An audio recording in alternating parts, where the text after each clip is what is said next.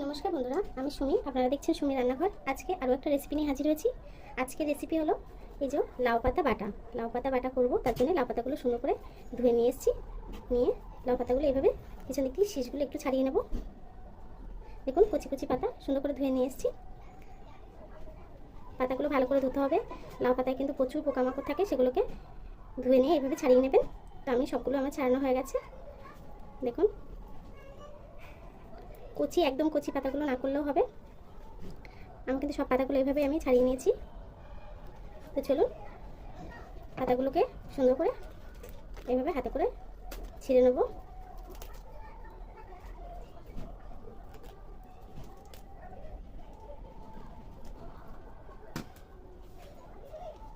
দেখুন বন্ধুরা, আমার পাতাগুলো কিন্তু সবগুলো এইভাবে কাটা হয়ে গেছে। তো চলুন রান্নাটা করে দেখাই কিভাবে করব। কড়াটা বসিয়ে নিয়েছি। কড়ার মধ্যে সামান্য একটু জল দিয়ে দেবো। ছোটো চামচে 1 চামচ নুন দিয়ে দেবো। শাক পাতাগুলো কিন্তু এখন দিয়ে দেবো।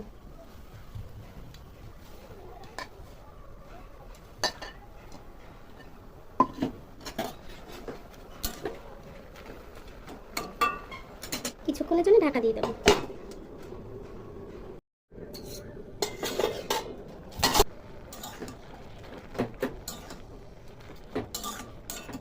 দেখুন, পাতাটা কিন্তু ভাপানো হয়ে গেছে। এখন পাতাটা তুলে নেব।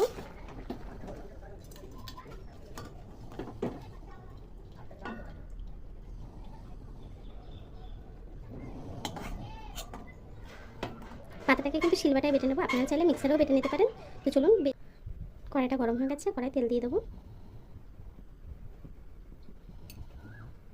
তেলটা গরম হয়ে গেছে। শুকনো লঙ্কা দিয়ে দেবো কটা।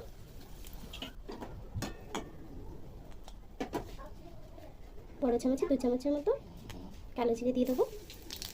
কালো জিরেটা একটু বেশি দিতে হবে। একটু রসুন বাটা দিয়ে দেবো।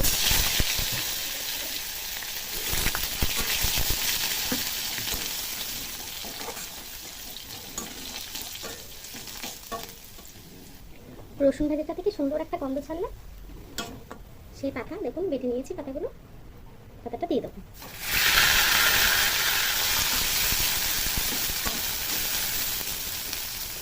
পাতাটা সিদ্ধ করার সময়, ভাপানোর সময় কিন্তু একটু নুন দিয়েছিলাম। আরও সামান্য একটু নুন দিয়ে দেবো। আপনারা আপনাদের আন্দাজ বুঝে দেবেন। আর সামান্য একটু হলুদ দিয়ে দেবো।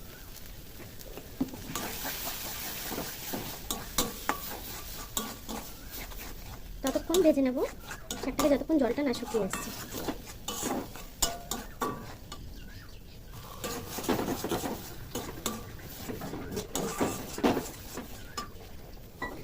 দেখুন, আমার পাতাটা কিন্তু হয়ে গেছে,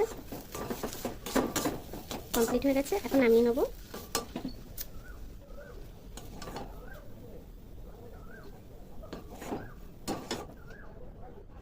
দেখুন বন্ধুরা, আমার রান্নাটা কিন্তু হয়ে গেছে। পাতা বাটাটা দেখুন কত সুন্দর হয়েছে। এই দিয়ে কিন্তু 1 থালা ভাত খাওয়া হয়ে যাবে, আর কিছুই লাগে না। এত সুন্দর লাগে, এত সুন্দর হয়েছে।